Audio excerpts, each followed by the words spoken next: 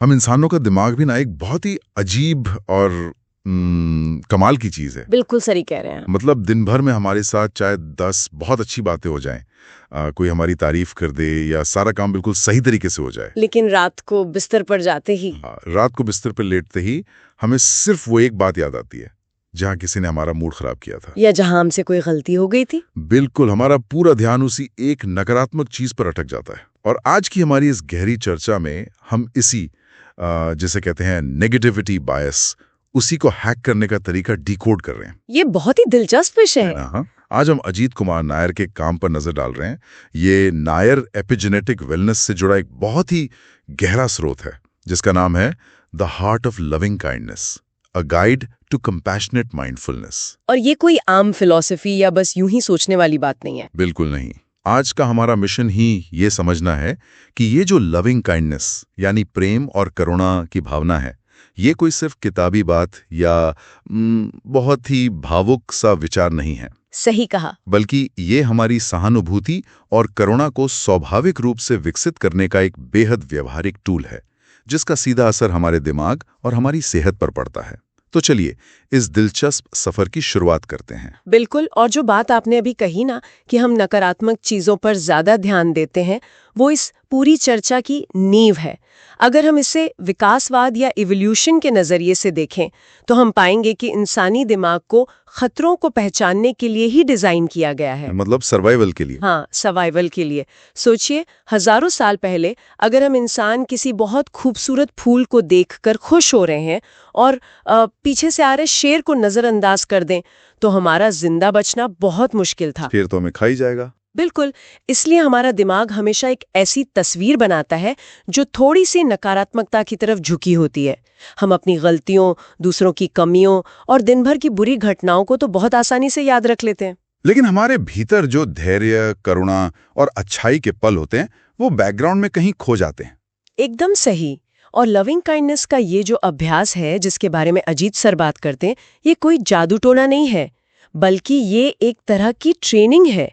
ये हमें उस नकारात्मक नजरिए से बाहर निकालकर खुद को और दूसरों को पूरी सटीकता और अच्छाई के साथ देखना सिखाता है। लेकिन एक बात है, जब हम इस तरह के ध्यान या माइंडफुलनेस की बात करते हैं तो अक्सर सीखने वालों के दिमाग में एक खास तरह की छवि बन जाती है। कैसी छवि?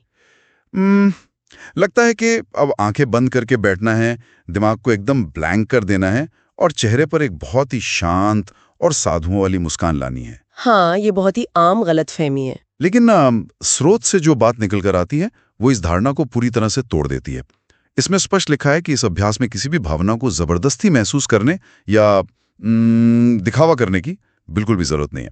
यही तो इस पूरे अप्रोच की सबसे बड़ी ताकत है।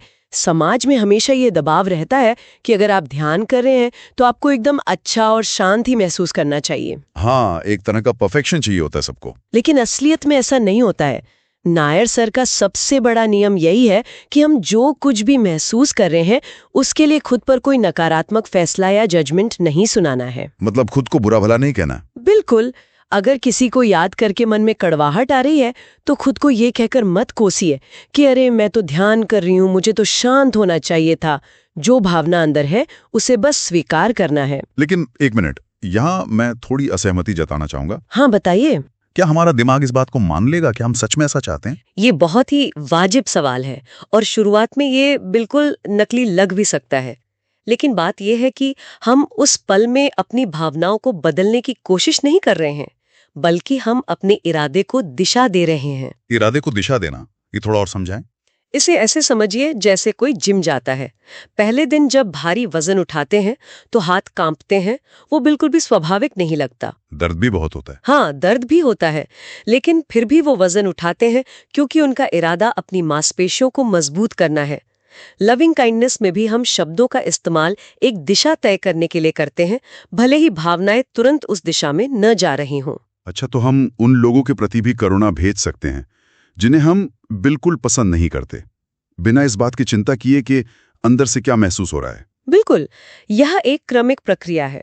यह कोई इंस्टेंट नूडल नहीं है कि बस 2 मिनट में तैयार हो जाए। हाँ, इसमें समय लगता है। समय लगता है और इसलिए इसे बहुत ही खुले विचारों के साथ आजमाना चाहिए, बिना इस बात की चिंता किए कि तुरंत क्या परिणाम मिल रहा है। मतलब चमत्कार की उम्मीद किए बिना बस प्रोसेस पर भरोसा करना है। तो चलिए थोड़ा प्रैक्टिकल बात करते हैं, क्योंकि जो लोग इस विषय को गहराई से समझना चाहते हैं वो जानना चाहेंगे कि शुरुआत कैसे करें, बैठना कैसे है। तरीका बहुत ही सीधा है। कोई जटिल आसन लगाने की या पैरों को मोड़कर दर्द सहने की जरूरत नहीं है। हाँ, आराम जरूरी है। बस एक सीधी और आरामदायक स्थिति में बैठना है, जहां पीठ बहुत ज्यादा तनी हुई ना हो और बहुत झुकी हुई भी ना हो।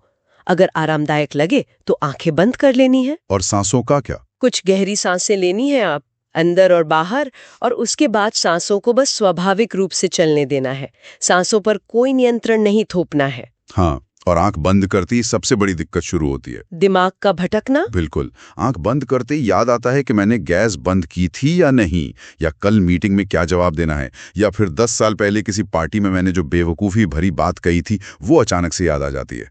दिमाग तो हर दिशा में भागेगा ही। और ये बिल्कुल सामान्य है। इंसानी दिमाग का तो काम ही है विचार पैदा करना। जब मन भटकता है तो बिना खुद को कोसे बहुत ही कोमलता से अपने ध्यान को वापस लाना है। खुद पर झल्लाहट नहीं निकालनी है। एकदम नहीं। और ध्यान को वापस लाने के लिए ही हमें एक एंकर की जरूरत होती है। एंकर यानी लंगर? हाँ, जैसे एक नाव को पानी में बहने से रोकने के लिए लंगर डाला जाता है, वैसे ही लविंग काइंडनेस में कुछ वाक्यों का इस्तेमाल किया जाता है। वो वाक्य सच में बहुत प्यारे और सरल हैं।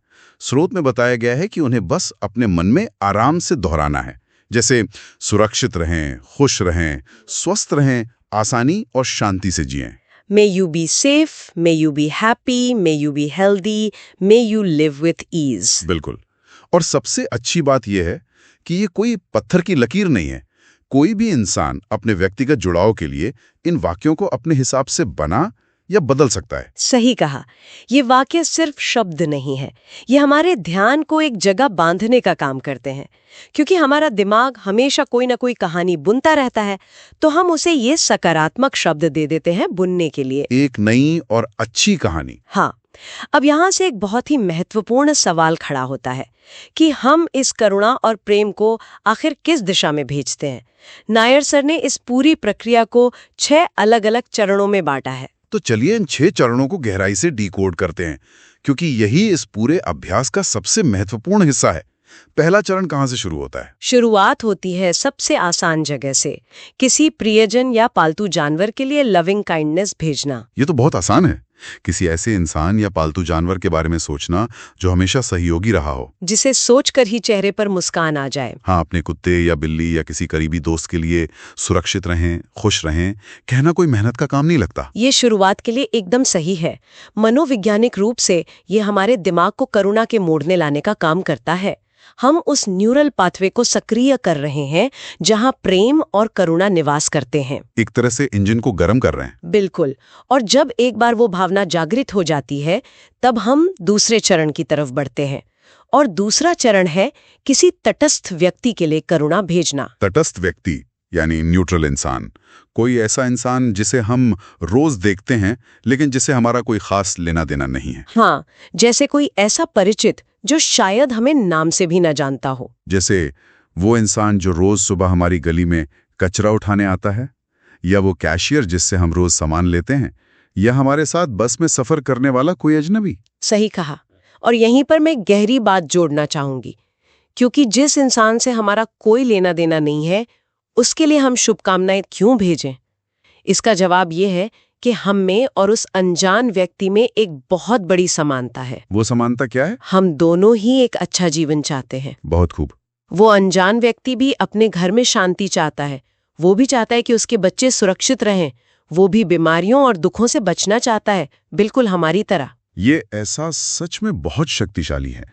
जब हम उस अनजान व्यक्ति के लिए ये वाक्य दोहराते हैं तो हम महसूस करते हैं कि मानवीय स्तर पर हम सब एक ही धागे से बंधे हैं। ये हमारे अंदर के अकेलेपन को कम करता है। इसके बाद हम आते हैं तीसरे चरण पर, जो अक्सर लोगों को सबसे ज्यादा भावुक कर देता है। खुद के लिए लविंग काइंडनेस भेजना। हाँ, खुद के लिए। ये बहुत जरूरी है। हम दूसरों की गलतियों को तो फिर भी माफ कर देते हैं, लेकिन खुद के लिए हम सबसे बड़े और क्रूर आलोचक बन जाते हैं। दिन भर खुद को यही सुनाते रहते हैं कि मैंने वो काम ठीक से क्यों नहीं किया, मैं इतना बेवकूफ कैसे हो सकता हूँ। इसी आलोचना को रोकने के लिए स्रोत में एक बहुत ही कमाल का उदाहरण दिया गया है।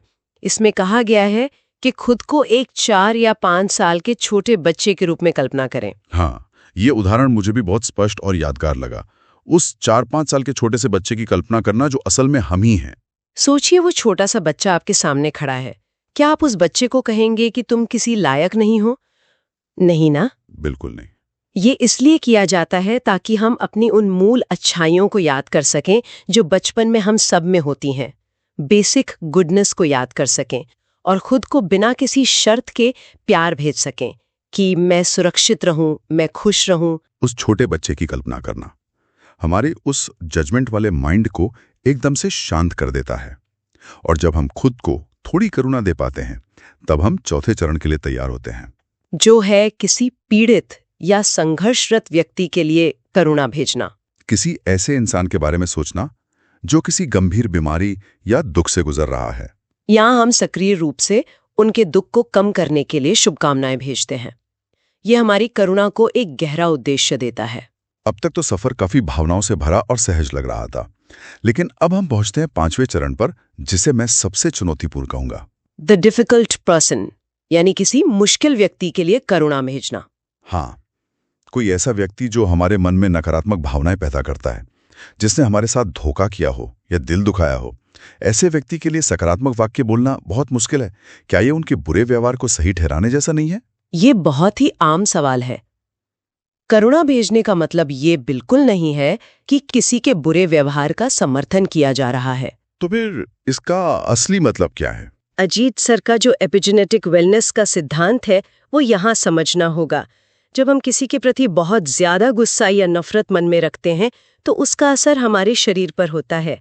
उस इंसान को कोई फर्क नहीं पड़ रहा, नुकसान हमारा अपना हो रहा है। वो कहावत है ना कि गुस्सा करना खुद जहर पीकर दूसरे के मरने की उम्मीद करने जैसा है। बिल्कुल सटीक।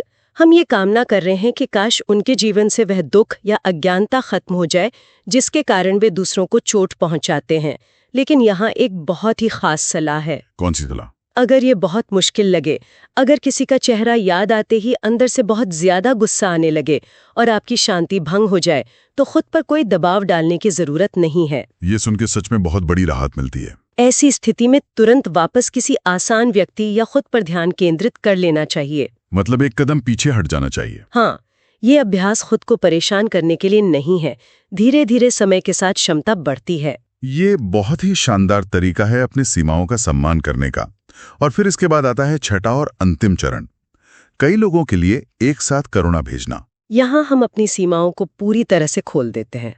कमरे में मौजूद सभी लोगों के लिए एक साथ करुणा भेजते हैं और फिर धीरे धीरे इसे पूरी दुनिया तक फैलाते हैं। और इस पूरे क्रमिक सफर के बाद चर्चा में बताया गया है कि अभ्यास का अंत भी उतनी ही सहजता से होता है। अंत में कुछ गहरी सांसें ली जाती हैं और जब झांझ की एक मधुर आवाज सुनाई देती है, तब अपनी आंखें खोलनी होती हैं। वो आवाज हमें वापस हमारी रोजमर्रा की दुनिया में ले आती है, लेकिन एक नई शांति के साथ। बिल्कुल। अब अगर हम इस जानकारी के व्यावहारिक उपयोग पर बात करें, तो सूचनाओं और नकारात्मकता से भरी आज की दुनिया में ये अभ्यास क्यों महत्वपूर्ण है? हम लगातार डूम स्क्रॉलिंग करते हैं, बुरी खबरें पढ़ते हैं। इसीलिए ये अभ्यास केवल एक फील गुड गतिविधि नहीं है, ये हमारे सामान्य कल्याण को बढ़ाता है, दूसरों के साथ हमारे जुड़ाव की भावना को मजबूत करता है और हमें खुद के प्रति कम आलोचनात्मक बनाता है। ये एक ऐसा टूल है जिसे हम रोज इस्तेमाल कर सकते हैं।